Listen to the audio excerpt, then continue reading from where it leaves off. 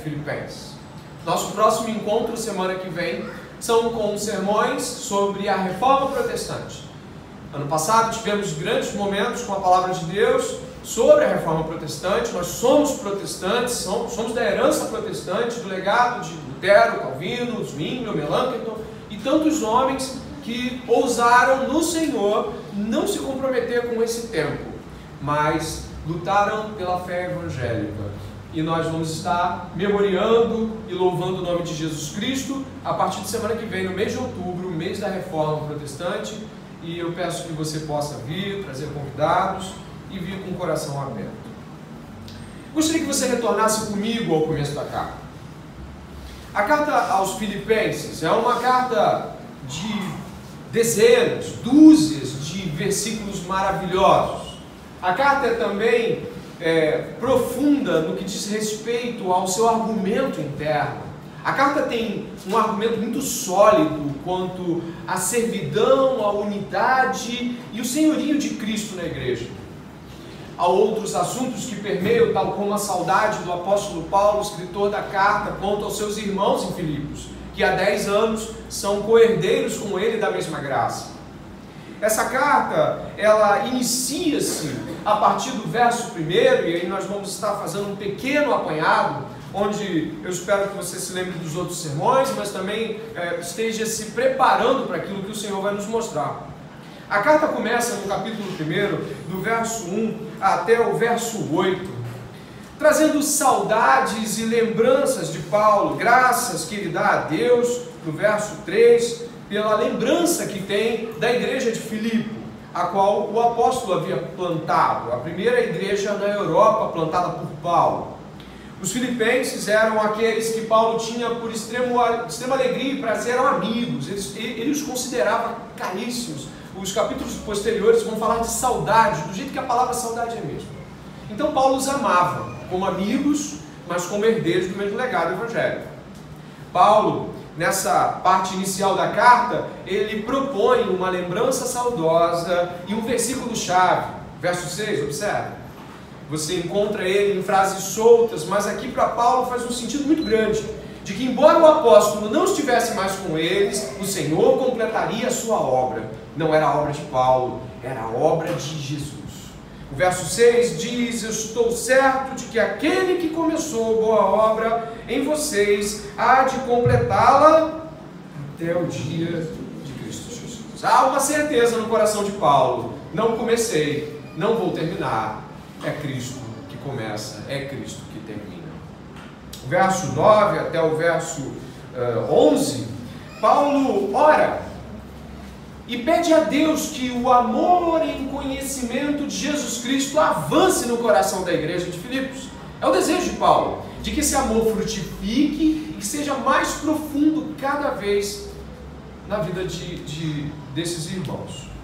O verso 12 em diante, que é talvez a nossa sessão maior, nós estaremos estabelecidos entre o 12 e o 30, o verso 12 e o verso 30, Paulo trabalha um tema único, do verso 12 ao verso 30.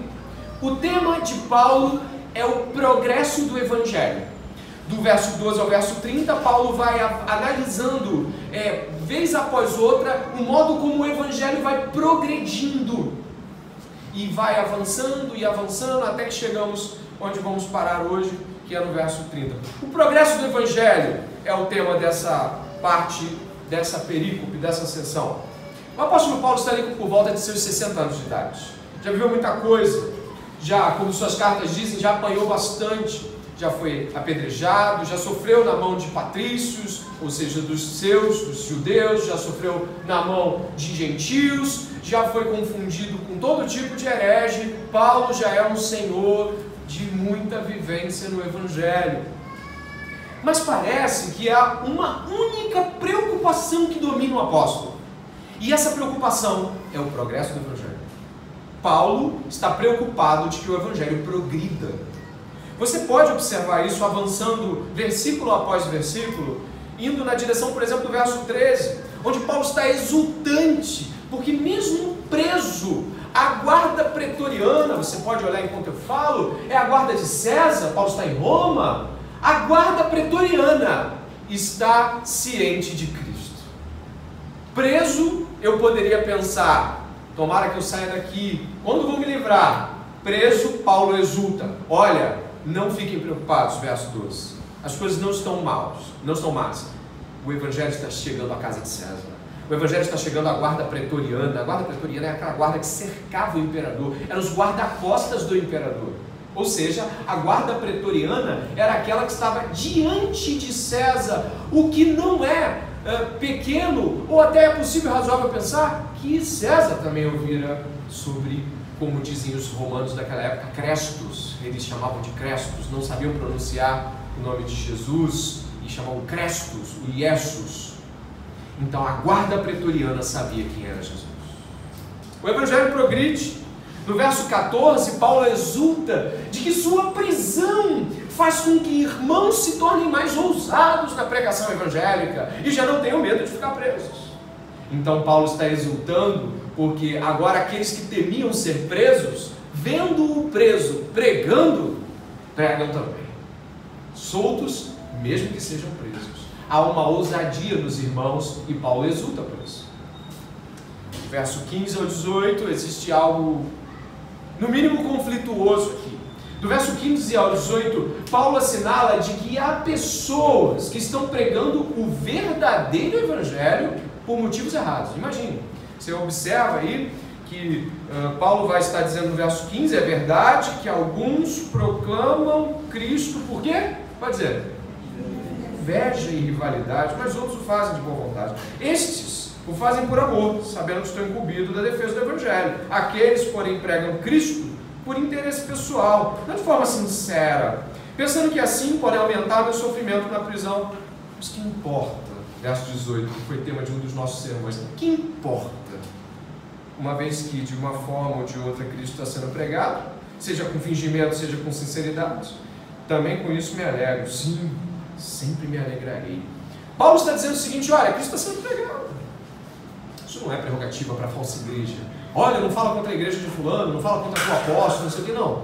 Paulo está aqui considerando de que o evangelho sendo genuinamente pregado é mais importante do que ele está padecendo por aqueles que fazem isso. Ou seja, o evangelho pregado é mais importante para Paulo do que qualquer facção religiosa, instituição ou mesmo ideias pessoais de menos dor no seu ministério. Talvez a gente não entenda muito bem isso, mas isso faz parte de um princípio elementar de anulação paulina quanto à sua própria condição que a gente vai examinar hoje.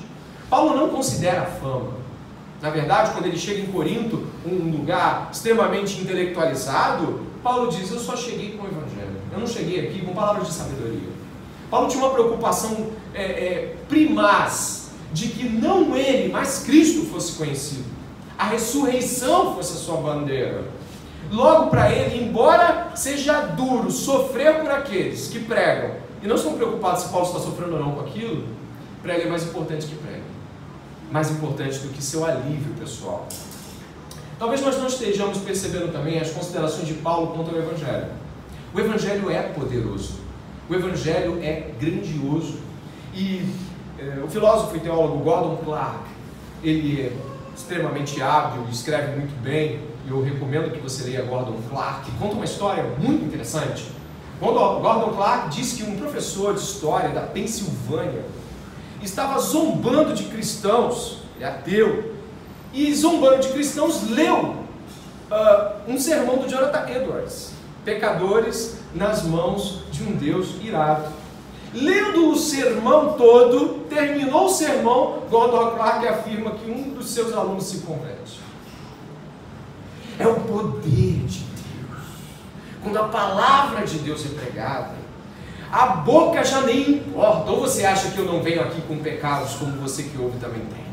Você acha que o pregador não tem falhas, pecados e misérias? E ainda assim Deus usa o pregador. A palavra de Deus é poderosa. E essa noite, eu gostaria que você pensasse profundamente sobre qual é a mensagem que rege a sua vida. Eles têm bandeiras pessoais.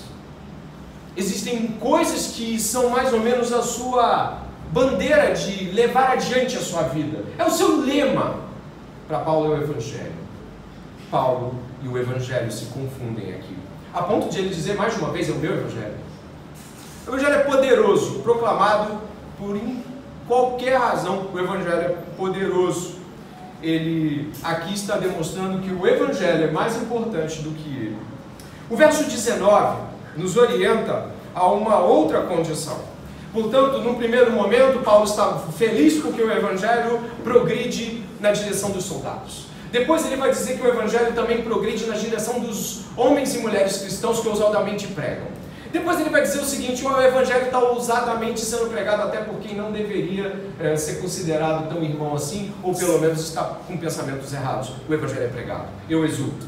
E agora ele vai estar apontando para um aspecto interno. O Evangelho progride para dentro dele.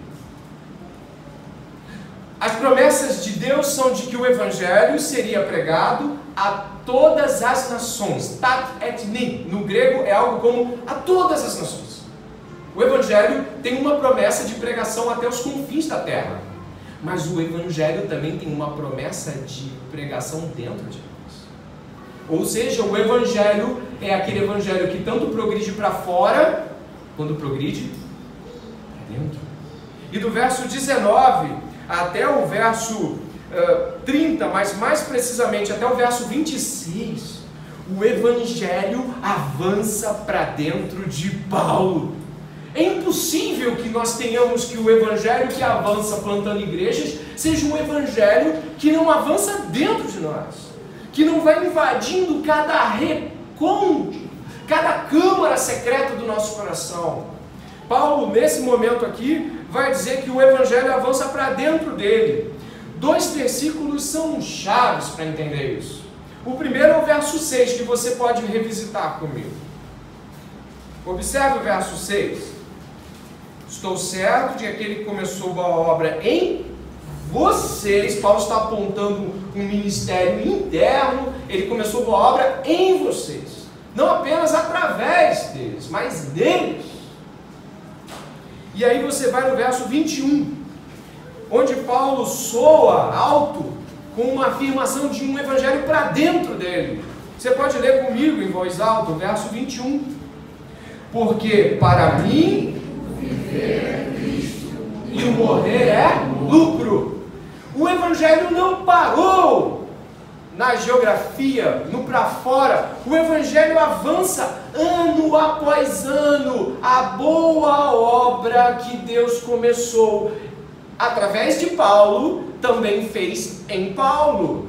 O evangelho através de você também atravessa você. E ano após ano, essa boa obra se torna cada vez mais interna e cada vez mais vai avançando para dentro do crente. Não existe um evangelho que é pregado para fora, mas que não faz sentido aqui dentro. Não existe uma mensagem de salvação que salve os de fora, mas não santifique os de dentro. Paulo está sendo transformado pela mensagem do evangelho. Ele começa dizendo: tem muita coisa boa acontecendo em Roma, mas tem muita coisa boa acontecendo em mim. É necessário que hoje você se alegre com a pregação do evangelho a todas as nações, mas você se alegre com o que o evangelho está fazendo dentro de você, com o que o evangelho está fazendo no seu coração nessa noite. Paulo aponta aqui algumas características de como a boa obra está terminando a obra. Ele vai dizer que o viver é Cristo e o morrer é lucro. Cristo toma maior importância do que vida ou morte. Se sobrepõe a essas coisas tais como viver ou morrer. Cristo transcende isso e engole isso. Então viver não é mais preocupação, ou seja, como viver, como ganhar, como sucesso, o que fazer da vida, como a vida será, não me preocupo mais. Será que vou morrer assim? Ai meu Deus, eu tenho medo da morte, será que vai doer? Será que não vai? Ai, eu não quero morrer agora, eu quero viver mais. Não me importa mais. Cristo transcendeu Paulo e levou ele à ideia de que viver ou morrer não eram mais sobre vida ou morte, mas sobre Cristo. Ou seja, Paulo estava sendo transformado pelo Evangelho. O verso 24 tem uma outra transformação, a qual Paulo apresenta como sendo uma transformação extremamente grandiosa. Paulo vai dizer assim: mas por causa de vocês é mais necessário que eu continue o quê? Repare que ele não está dizendo que ele quer viver. Ele não está dizendo, eu quero viver muito tempo, eu quero viver. Ele está dizendo o seguinte: morrer é lucro, porque eu vou ser separado do pecado e vou viver Cristo intensamente. Mas viver é vocês. Eu quero viver para servir vocês. Se você quiser saber se a boa obra do Evangelho está de fato fazendo sentido na sua vida, de tal forma que você seja um cristão, examine o que é vida para você. O que é vida bem vivida? O que é vida na sua intensidade? Suas grandes viagens, o sexo, o que é vida bem vivida? E qual é o medo que você tem da morte? Ser separado de Cristo? Ou que ela chegue logo e você não faça todas aquelas coisas que você quer fazer? Paulo passou por um momento da vida dele onde o Evangelho entrou. Vida e morte era sobre Cristo. Mas se eu viver, repare o verso 25. Desse modo, verso 25, e convencido disso, estou certo de que ficarei e permanecerei com todos vocês. Para quê? Para que ele seja mais feliz, para que a vida dele possa progredir, ele consiga mais frutos ministeriais, algumas honras institucionais, alguns sucessos, algumas graduações, de repente ele poder... Nada disso. A preocupação de permanecer vivo é a seguinte: para que progridam e tenham alegria na fé. Desse modo vocês terão mais motivo para se gloriarem em Cristo Jesus por minha causa, pela minha presença de novo no meio de vocês. Viver é para a igreja. Paulo vive uma vida, eu diria assim, Paulo vive uma espécie de percepção trinitária. E aí eu quero usar uma tríade, para não usar a palavra trinitária e você pensar em trindade. Mas Paulo tem uma tríade, que é uma tríade profunda, poderosa e que nós não queremos viver. A tríade paulina é Evangelho, Cristo e Igreja.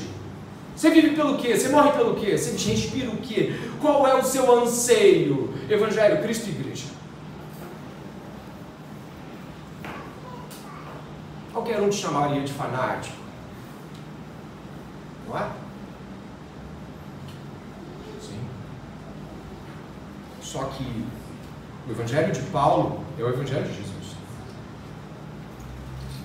Se nós percebermos, há um contraste, há um profundo contraste de qualquer interesse pessoal de Paulo com interesses que vão bater de frente com o Evangelho. Uma vez eu percebi algo salutar e conversei com o irmão sobre isso. Falei assim: nossa, ao ler os Evangelhos parece que Jesus não deixa claro nenhum gosto, se ele gosta de peixe ou gosta de carne vermelha, se ele gosta de frutas ou de roupas assim. Parece que Jesus não está preocupado de deixar essa marca no mundo. Parece que de alguma forma você vira e revira os Evangelhos e você não encontra Jesus fazendo questões. É incrível.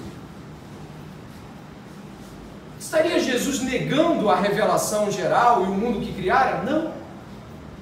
Tudo que Deus criou é bom. Mas as ambições de Jesus e de Paulo são uma só: de que o Evangelho seja pregado. Se você for comigo, mesmo em Filipenses, até o capítulo 3, do verso 7 em diante,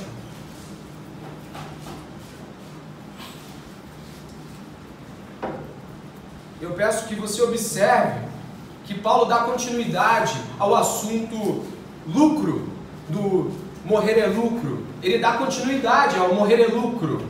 Repare o que ele diz no verso 7 até o verso 11. Mas o que para mim era lucro, isso eu considerei perda por causa de Cristo. Na verdade, eu considero tudo como perda, por causa da sublimidade do conhecimento de Cristo Jesus, meu Senhor. Por causa dele, perdi todas as coisas e as considero como lixo, para ganhar a Cristo e ser achado nele, não tendo justiça própria que procede de lei, mas aquela que é mediante a fé em Cristo, a justiça que procede de Deus, baseada na fé. O que eu quero é conhecer Cristo e o poder da sua ressurreição, tomar parte nos seus sofrimentos e me tornar como ele na sua morte, para de algum modo alcançar a ressurreição dentre os mortos. Existe uma vida em Paulo que parece que não é a vida comum do que nós planejamos. As ambições de Paulo são dominadas por Cristo. As ambições de Paulo são completamente amarradas à história de Cristo. Ele quer viver a história de Cristo. Ele não quer viver como muitos de nós, ainda que afirmando-se ser cristãos, mediando um monte de coisas, tentamos conciliar. E aí eu vou usar uma aspas, porque não é o que eu considero o melhor de dois mundos. Me parece que a mentalidade paulina é de que existe um tipo de pensamento que deve dominar o povo de Deus, que é o ser como Cristo, viver como Cristo, morrer como Cristo, ressuscitar como Cristo, conhecer tudo de Cristo, saber tudo sobre e pregar tudo sobre. Como diria ele aos presbíteros de Éfeso, não lhe negar nenhum conselho de Deus, apresentar todas as coisas de Cristo às pessoas. Isso domina Paulo. Paulo está encharcado disso. E verdadeiramente isso, para a maior parte de nós, é desprezado, ou muitas vezes desprezível. Achamos que isso é coisa para pastores dedicados, homens que querem ser presbíteros. Então as pessoas vão fugindo pelos seus sensos de coisas do tipo, acho que Deus me chamou para outra coisa. Cara, Deus pode ter te chamado por o que for, mas as ambições não mudam. O que faz os seus olhos brilharem tem de ser o Evangelho. Tem de ser que pessoas dos mais ermos cantos do mundo conheçam a graça e a misericórdia de Deus a favor daqueles que Ele chamou. Você e eu não devemos ter ambições que nem sequer se aproximem dessa. Qual é o nosso desafio para isso? Vivemos cercados de um mundo que não ama a Deus. Vivemos cercados de inúmeras falsas igrejas. E eu nunca colocaria essa daqui como a única igreja verdadeira. De maneira nenhuma. Seria uma loucura dizer que o Evangelho está aprisionado no prédio. Mas o que eu lhe digo é que a maioria das coisas que você vai ouvir acerca de pessoas cristãs são de que Jesus salvou elas, e que Ele ama muito elas, e que isso é legal, e vamos, Ele me ama tanto, e vamos seguir. E você não vive mais nada. Na verdade, você nem consegue contar na mão quantos caras, quantas mulheres você conhece como Paulo. Diga! Quantas mulheres você conhece como Catarina von Bora, esposa de Lutero? Quantas mulheres você conhece como Susana Wesley ou como Edith Schaefer? Mulheres que parece que viveram tudo, rasgaram a si mesmo e falaram agora é sobre Deus em Cristo. Parece que de muitas formas tentamos cozinhar nossas vidas a banho-maria. Nos abalamos com sermões como esse. Eu tenho que me entregar, eu tenho que viver isso. Passa, daqui a pouco está comendo, daqui a pouco chega em casa, está assistindo televisão, amanhã, outro dia, faculdade, escola. Parece que não há uma ruptura de eu entendi. Paulo está me chamando para viver como ele. Ele entende. Cristo está me chamando para o Gólgota, para a cruz. Eu entendo. Parece que isso não clica. Muitas pessoas vão para o inferno. Muitas pessoas vão para o inferno. E eu vou usar a analogia parca, simples, mas eficaz de Billy Graham. Por 30 centímetros. Entendem com a cabeça, mas não amam com o coração. 30 centímetros de distância. É uma brincadeira, mas funciona muito bem. Para pensar que muito do que você está dizendo, você está falando assim com a cabeça. Amém, amém, amém, amém, amém. E aí, vamos levar isso a sério? Deixa eu orar, pastor. Deixa eu ver o que Deus quer para a minha vida. Acabou de ouvir o que Deus quer para a tua vida. Tu entrega a tua vida para Jesus Cristo totalmente. Tu viva como uma vida de missionário, sendo o que você for, professor, médico, advogado, gari, o que você for. O que você for. Dona de casa, pastor, diácono, o que você for, você é chamado para isso. Só que você tenta olhar para o lado e ver que as pessoas não estão tão fervorosas assim, na verdade. Você olha e fala assim, poxa, o pessoal não é tão assim, né? Será que é coisa daquela igreja? Não. Olha para a tua Bíblia. É coisa da Bíblia. A galeria dos heróis da fé de Hebreus 11 termina dizendo: e outros tantos foram cortados ao meio, cerrados, apedrejados, e vai dizendo o seguinte: homens dos quais o mundo não era digno. Leonardo Ravenhill, um homem fervoroso, dizia claramente que o sonho dele era estar na lista dos 10 mais procurados pelo diabo. Nós perdemos o senso de entrega total. Spurgeon, pregador batista do século XIX, disse: ninguém pode pensar muito de Cristo até que pense pouco de si mesmo. O que você pensa da sua vida?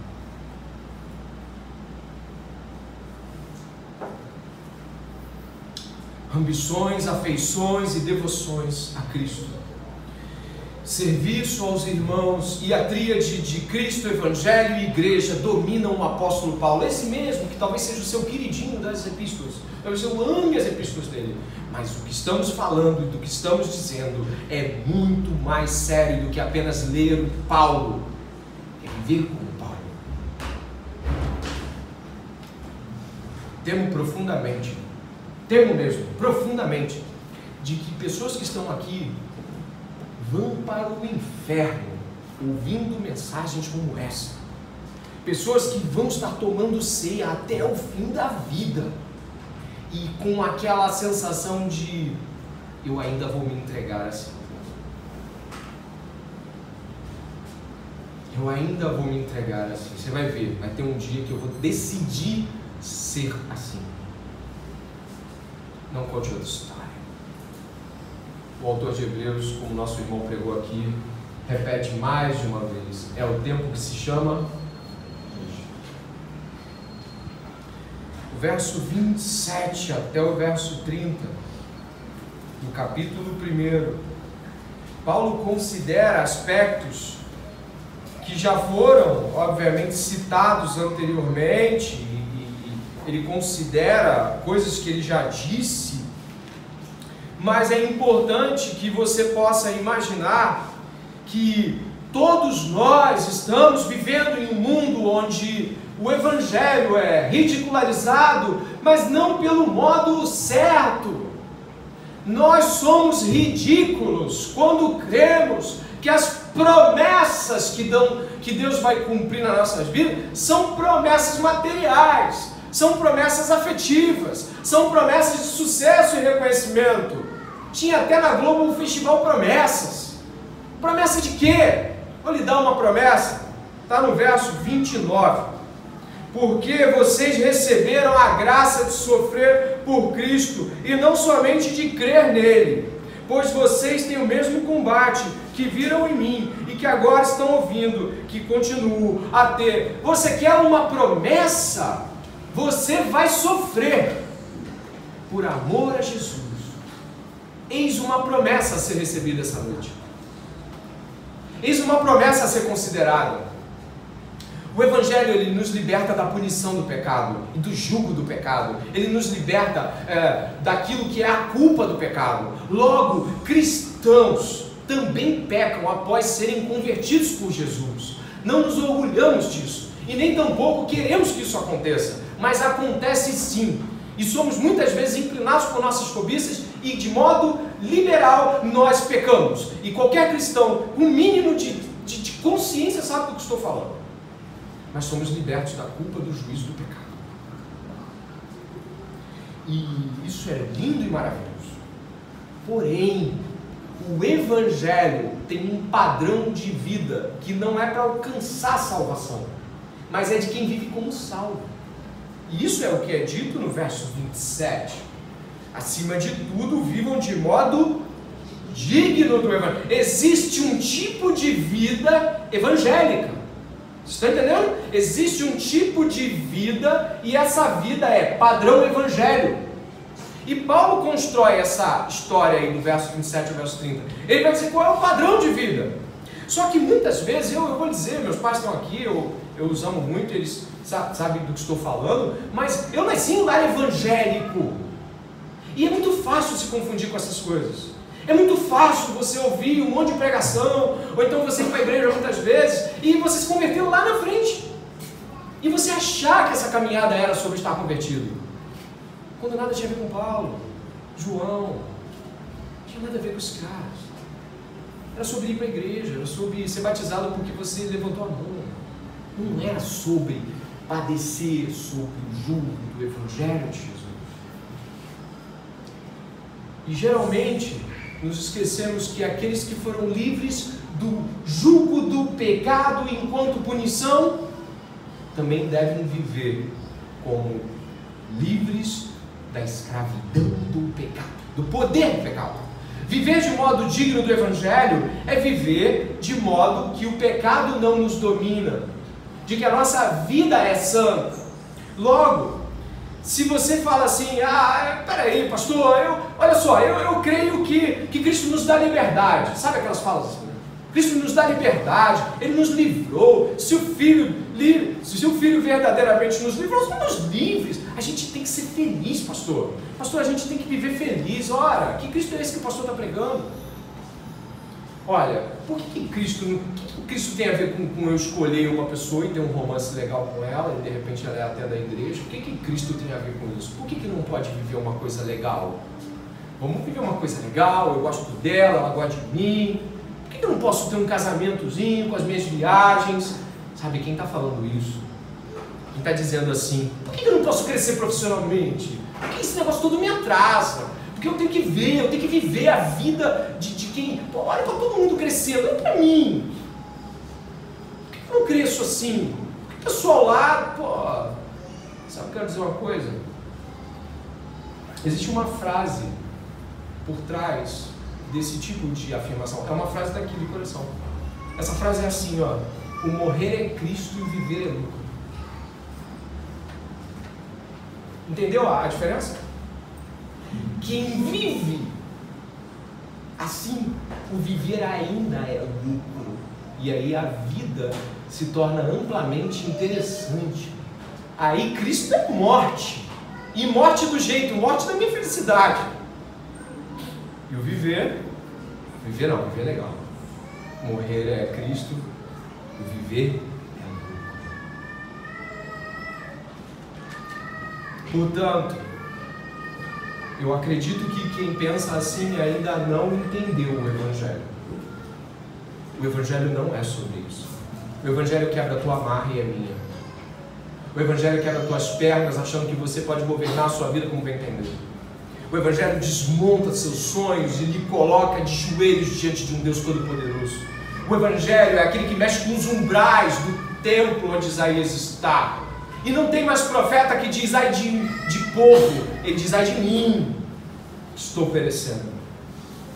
O Evangelho desmonta as nossas expectativas quanto ao mundo que criamos, o mundo de Adão e Eva, o mundo dos meus sonhos e da minha liberdade. Os cristãos são pessoas que sofrem. Eu já disse essa frase aqui, e não é o sofrimento do câncer, o sofrimento da falta de dinheiro. Não vem com esse papo não, isso aí o ímpio também sofre. Parafraseando Robert Murray McCheyne, eu já citei essa frase aqui, mas parafraseando, nós somos os homens e mulheres mais felizes do mundo, porque conhecemos Cristo, mas somos também os homens mais tristes do mundo, porque conhecemos os nossos pecados. E nós reconhecemos que há pessoas indo para o inferno. Indo para o inferno. Enquanto você sonha em ser o melhor de tudo. Enquanto você sonha em fazer com que o mundo seja o teu carnaval de sonhos. Existem pessoas marchando diretamente para o inferno. Enquanto você termina esse sermão e aí você engole o seu lanchinho, vai para casa e vai rir das suas Netflix da vida. Há pessoas marchando em uma marcha ininterrupta e vão queimar eternamente em chamas indizíveis, em trevas e dor, sem o favor de Deus, esmagados pelo juízo divino. E você tem a mensagem nos lábios que pode salvá-la. Você tem sonhos. Eu tenho tanta coisa para viver. Eu tenho uma história nesse mundo. Quero escrever uma história. Quero ser notável.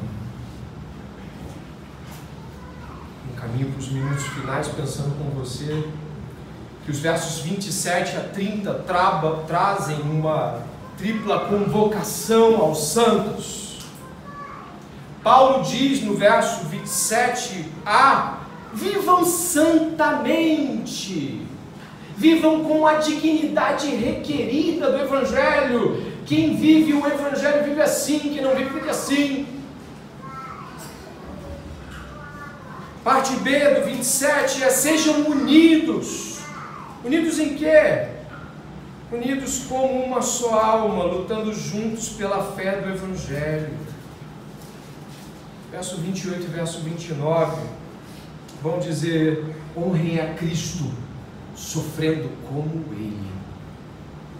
Isso é um privilégio para nós. No ano de 325, houve um concílio ecumênico. A palavra ecumênico é sobre toda a terra, todo mundo conhecido. Concílio é uma união de pessoas da igreja naquela época. 325 é muito perto lá dos apóstolos, tá? Só para te avivar a memória, é muito pertinho. Está longe da gente, mas perto dos apóstolos. 325 houve um concílio que reuniu os bispos na cidade de Niceia. Havia apenas 10 anos antes, Constantino assinado um termo, o imperador, para que os cristãos ou qualquer outro grupo religioso não fosse perseguido, é o tal do Edito de Milão. E os cristãos se reuniram, chamaram bispos da Europa, Turquia, Egito. Em 325, esse concílio tinha um problemão para resolver. Sabe qual era? Tinha um bispo chamado Ário, que estava dizendo que Jesus era ser criado ao invés de ser Deus, como os testemunhos de Jeová fazem na sua perdição e loucura, dizendo que Jesus é criado por Deus, mas não é Deus. Olha isso. Jesus perdoa os pecados, mas não é Deus. Então, eles estavam lá para discutir isso. Estava lá Atanásio e outros caras. Mas eu não quero ressaltar isso. A gente falou de unidade, não foi?